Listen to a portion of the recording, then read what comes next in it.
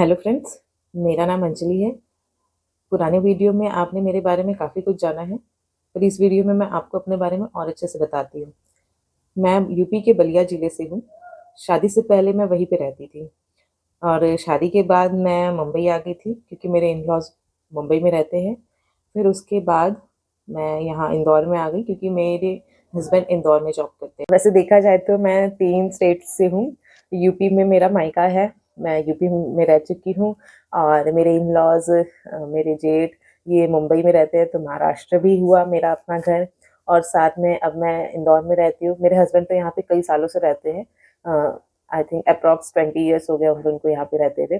तो मैं अब इंदौर की भी हो गई हूँ, तो मध्य प्रदेश की भी हूँ मैं। तो इस तरीके से यूपी, यूपी से महाराष्ट्र, महाराष्ट्र से फिर एमपी और अब मैं एमपी में ही रहती हूँ। एमपी मतलब इंदौर में ही रहती हूँ और अपने एग्ज़ाम्स की प्रिपरेशन कर रही हूँ। शादी से पहले भी मैंने बैंकिंग की प्रिपरेशन की थी, पर वो प्रिपरेशन मेरी अच्छे से नहीं हो पाती थी। ऐसा होता था मेरे साथ कि प्री निकलता था, मेंस नहीं निकलता था। मतलब कह सकते हैं कि बस ऐसे ही चल रहा था। टीचिंग कर रही थी मैं स्कूल में और एग्ज़ाम्स दे रही थी, तो वो तो सही से नहीं हुआ। मेरी अच्छे से पढ़ाई चालू हुई मेरे शादी के बाद, क्योंकि यहाँ पे आने के बाद मुझे लगा कि मतलब काफ़ी समय मेरा बीत गया। मैं ऐसे ही अपना टाइम वेस्ट कर दी, मुझे ऐसा फ़ील हुआ। मैंने सोचा कि नहीं, मुझे अच्छे से अपने एग्ज़ाम्स को टाइम देना चाहिए और ये बात मैंने अपने हस्बैंड से भी डिस्कस की। उन्होंने भी कहा कि हाँ, बिल्कुल। उन्होंने मुझे इस बात में पूरा सपोर्ट किया और उसके बाद से मैं अपने एग्ज़ाम्स में प्रिपरेशन में लग गई। तो उसके बाद अच्छे से प्रिपरेशन मैंने किया, तो मेरा एलआईसी का एग्ज़ाम मेंस भी क्लियर हुआ, मैंने उसका इंटरव्यू दिया, बट नहीं हुआ मेरा, उसके फाइनल एग्ज़ाम में क्लियर नहीं हुआ। फिर उसके बाद मैं एकदम डिमोटिवेट हो गई। वैसे आपको मैं बता दूँ कि मैंने अपने चैनल का नाम एज डज़न्ट मैटर क्यों रखा है, क्योंकि शादी के 1 साल के अंदर ही मैं 30 इयर्स की हो गई थी। मतलब मैंने एग्ज़ाम्स दिया बैंकिंग के, वो नहीं हुआ, एलआईसी का भी नहीं हुआ और उसके बाद मैं दोबारा एग्ज़ाम दे भी नहीं सकती थी बैंकिंग के, क्योंकि मैं 30 इयर्स क्रॉस कर चुकी थी और आफ्टर 30 हम बैंकिंग के एग्ज़ाम नहीं दे सकते। और वैसे भी उस टाइम तक मेरा सिर्फ़ ग्रेजुएशन ही हुआ था।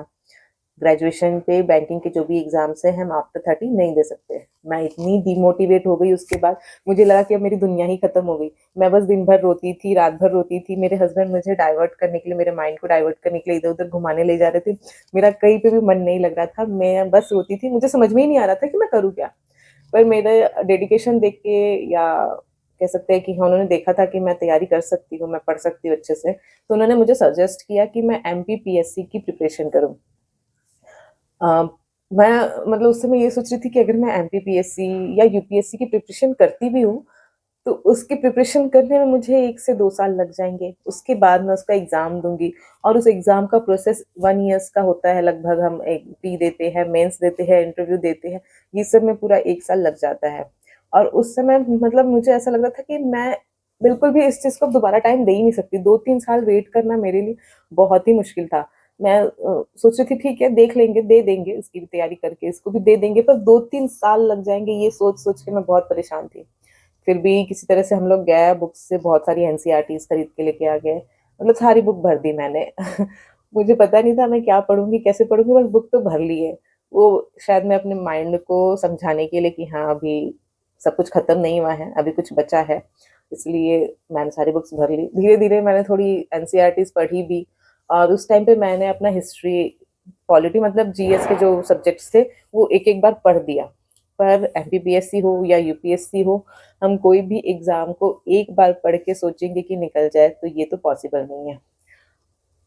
इन सबको आप मान सकते हैं कि ये सब मेरी मिस्टेक्स भी थी, कि मैंने शादी से पहले जब मेरे पास एज थी, तो मैंने इस पे उतना फ़ोकस नहीं किया। मतलब कि मैं खुद से करना भी चाहती थी ना, तो शायद मेरा लक भी ऐसा था कि शादी के पहले कुछ ऐसे सिचुएशंस हो जाती थी, कुछ ऐसे सर्कमस्टेंसेस होते थे कि मैं उसके लिए अच्छे से प्रिपेयर नहीं कर पाती थी। तो थोड़ी गलती मेरी है, थोड़ी लक है, ठीक है। फिर शादी के बाद जब मैं अच्छे से प्रिपेयर की, तो उस टाइम मेरे पास टाइम नहीं था। फिर जब मेरा बैंकिंग नहीं हुआ अच्छे से, तो फिर दूसरी चीज़ें मैंने सोची एमपीपीएससी, यूपीएससी जो भी देने की, तो उसके लिए भी मैं अच्छे से स्ट्रैटेजी नहीं बना पाई। मैं दुःख में ही डूबी रही, डिमोटिवेट ही रही। मेरे हस्बैंड ने मेरा कोचिंग में एडमिशन करवाया था एमपीपीएससी के लिए। कुछ महीनों तक मैं वहाँ गई, पर मुझसे मैनेज नहीं हो पा रहा था। क्योंकि उस टाइम मेरे घर पे कोई मेड नहीं थी। तो घर के काम करना, फिर कोचिंग जाना, कोचिंग जाने में आने में मुझे 1 से 2 घंटे लग जाते थे। तो मैं पूरी थक जाती थी। फिर वापस आके मैं पढ़ाई नहीं कर पाती थी, और ऐसे कोचिंग करने का तो कोई मतलब ही नहीं बनता कि अगर आप घर पे सेल्फ स्टडी कर ही नहीं रहे हो तो। तो फिर मैंने कुछ महीनों बाद वो कोचिंग भी छोड़ दी। उसमें पूरी फीस भरी थी हमने, वो वेस्ट गई देखा जाए तो, क्योंकि मैंने उसमें जाना ही छोड़ दिया था। फिर मैं घर पे ही यूट्यूब वगैरह से जो भी पढ़ सकती थी पढ़ी। पर उसमें भी मैं एक जगह फोकस नहीं थी, मैं डिस्ट्रैक्ट थी। मैं था मेरे मन में कि जो भी एग्जाम सामने आए मैं उसको दूं, क्लियर करूं कि छोटी मोटी भी मेरी जॉब लगे। मेरा बस यही था। मैं 2 से 3 साल देना सोच सोच के मैं बहुत परेशान थी। पर अच्छी चीजों के लिए समय तो देना पड़ता है। तो ठीक है, मैं भी आपको अपनी गलतियां बता रही हूँ। उसी बीच एमपी का पटवारी का एग्जाम आया। पटवारी का मैंने कोई तैयारी नहीं की थी, पर बैंकिंग का जो मैंने पढ़ा था उसके बेस पे मैंने उसका एग्जाम दिया, और मेरे 120 के अबव आए थे मार्क्स। मतलब 10 मार्क्स और होते तो मैं पटवारी का एग्जाम भी क्लियर कर जाती। तो 10 मार्क्स मैंने उसकी पढ़ाई नहीं की थी। अगर की होती तो 10 मार्क्स थोड़े से और आ सकते थे। पर उस समय एमपी पटवारी, वो तो घोटाला हुआ था कि क्या हुआ था, ये सब भी आया था, आप लोगों ने न्यूज़ देखी भी होगी। तो वो फिर गया कोर्ट केस में, पर फिर उसमें क्लीन चिट मिल गई। फिर जो भी पटवारी में निकले थे उनको जॉइनिंग मिल गई। ऐसे ही कई सारे एग्जाम्स मेरे 5-5, 10-10 मार्क्स के लिए रह जाते थे, क्योंकि मैं उनको पढ़ ही नहीं रही थी अच्छे से। बस जो बैंकिंग में मैंने पढ़ा था ना, वही सब मेरे काम आ रहा था। उससे मेरे एग्जाम्स निकल रहे थे। ऐसे ही करते करते 1 साल और बीत गए। एमपीपीएससी की मेरी अच्छे से प्रिपरेशन नहीं हुई। यूपीएससी तो उसकी तो बात ही छोड़ देते हैं। और फिर आया एमपी अपेक्स बैंक का नोटिफिकेशन। वो लगा मुझे कि हाँ, इसे दिया जा सकता है, क्योंकि बाकी इससे पहले के एग्जाम्स में मैंने देख लिया था कि सिर्फ बैंकिंग की प्रिपरेशन जो मैंने पहले की है, उससे मेरे एग्जाम्स निकल नहीं रहे थे भले, पर मैं एकदम बॉर्डर लाइन पे आ रही थी। तो अगर अब मैं पढ़ाई कर लेती हूँ अच्छे से, तो मुझे उम्मीद थी कि मैं एमपी अपेक्स बैंक तो क्लियर कर ही लूंगी। तो वो फॉर्म फिल किया हमने। फिर उसका मैंने एग्जाम दिया। उसका उसमें भी एक अलग ही कहानी है, मैं आपको कभी नेक्स्ट वीडियो में बताऊंगी। तो उसका एग्जाम दिया मैंने, उसका एग्जाम निकला, रिटर्न एग्जाम। फिर अचानक से इंटरव्यू कॉल आया। मैं उस एग्जाम को देख के ना भूल गई थी कि मैंने वो एग्जाम दिया भी है, क्योंकि उसका रिजल्ट एग्जाम के लिखा था कि 10 डेज बाद आ जाएगा, पर आया नहीं। 2 महीने लग गए उसको, तो मैं उसको भूल गई थी। फिर निकला कि मेरा तो ये रिटर्न एग्जाम हो गया, इंटरव्यू का कॉल आया है। तो अभी जनवरी में लास्ट वीक में मेरा इंटरव्यू था भोपाल में। मैं वहां जाके अपना इंटरव्यू दी।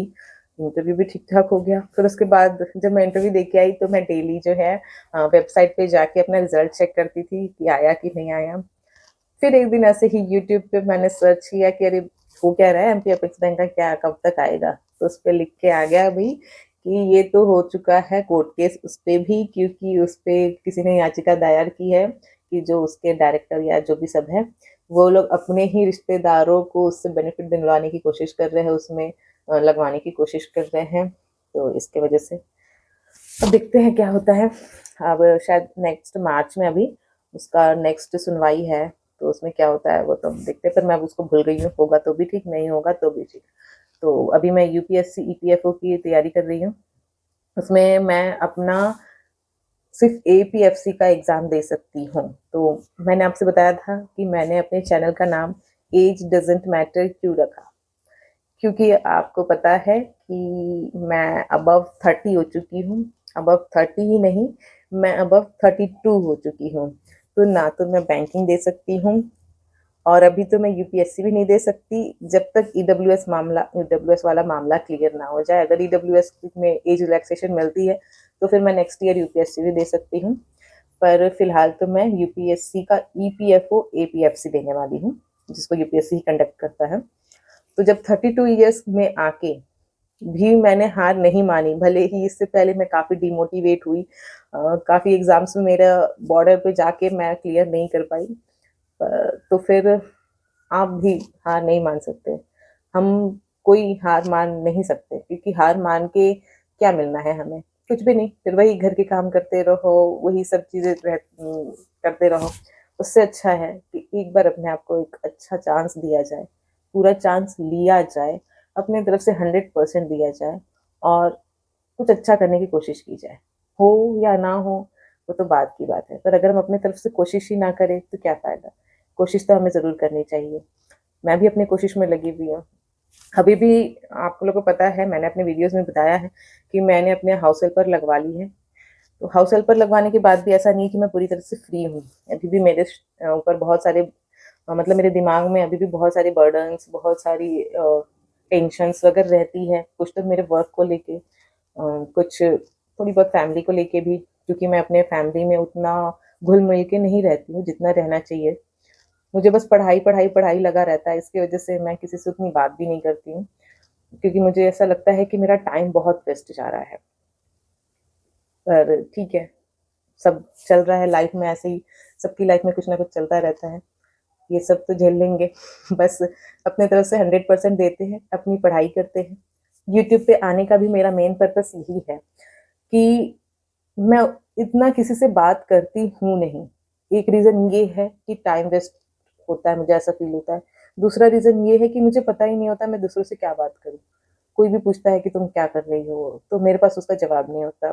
मेरे पास सिर्फ़ उनके साथ बात करने के लिए रहता है, उनका हाल-चाल पूछना। उन्होंने मेरा हाल-चाल पूछा तो मैंने अपना हाल-चाल बता दिया। उसके बाद मेरे पास बोलने के लिए कुछ भी नहीं रहता। तो इसलिए मैं उतना किसी से बात करना भी नहीं पसंद करती हूँ। बहुत सारे लोगों को मुझसे शिकायत भी है कि ये तो कभी बात ही नहीं करती है, ये तो घमंडी ही है। पर ऐसा कुछ भी नहीं है, ना तो मुझे उनसे कोई शिकायत है कि मैं इसलिए उनसे बात नहीं करती, मुझे उनसे कोई प्रॉब्लम नहीं है। ये जो भी प्रॉब्लम है सब मेरी है, जिससे मैं फेस करके मैं आगे बढ़ूँगी और उसके बाद सबसे बात भी की जाएगी, तब सबको समझा दिया जाएगा। अभी मैं किसी को कुछ नहीं समझाती। ठीक है, जिसको जो लग रहा है लगने देते हैं। हम सिर्फ़ अपने पे ध्यान दें अभी। और यूट्यूब पे मैं आई हूँ इसलिए कि हम सब मिल के अच्छे से पढ़ाई करें, और इस तरह से क्या होगा कि मैं भी खुद को जवाबदेह रहूँगी, क्योंकि इसमें मैं देखती रहूँगी, खुद को ट्रैक करती रहूँगी कि मैं पढ़ रही हूँ कि नहीं पढ़ रही हूँ। और वीडियोज़ डालने के लिए हम पढ़ेंगे ही, ज़रूर पढ़ेंगे, और ऊपर से मुझे तो ऐसा है कि बस मुझे कब जॉब मिल जाए, तो मेरा तो ये मेन रिक्वायरमेंट ही है। तो यूट्यूब पे आइए, आप मेरे साथ जुड़िए। मैं अपने स्ट्रगल्स आपके साथ शेयर करूँगी। आप अपने स्ट्रगल्स मेरे साथ शेयर करिएगा। एक-दूसरे से बात करते हुए, क्योंकि ना मेरे साथ कोई है जिसको मैं ये सब चीज़ें बता सकती हूँ। ऐसे ही बहुत सारे आप लोगों में से भी कई लोग होंगे जो किसी से अपने ये सब चीज़ें शेयर नहीं कर सकते। तो इस चैनल पे आप मुझसे ये सब चीज़ें शेयर कर सकते हैं। मैं भी आप लोगों से शेयर करूँगी। तो प्लीज़ आप मुझसे जुड़िए और हम सब मिलके आगे स्टडी करेंगे। मैं आपसे सोची हूँ कि मैं लाइव स्टडी भी करूँगी, ताकि हम लाइव स्टडी करेंगे तो फिर उसमें हम बाउंड रहेंगे कि हमें पढ़ना ही है, हम डिस्ट्रैक्ट नहीं होंगे। तो अगर आप लाइव स्टडी में मुझसे जुड़ेंगे तो मुझे भी अच्छा लगेगा। तो मिलते हैं कल से फिर से लाइव स्टडी में। Thank you.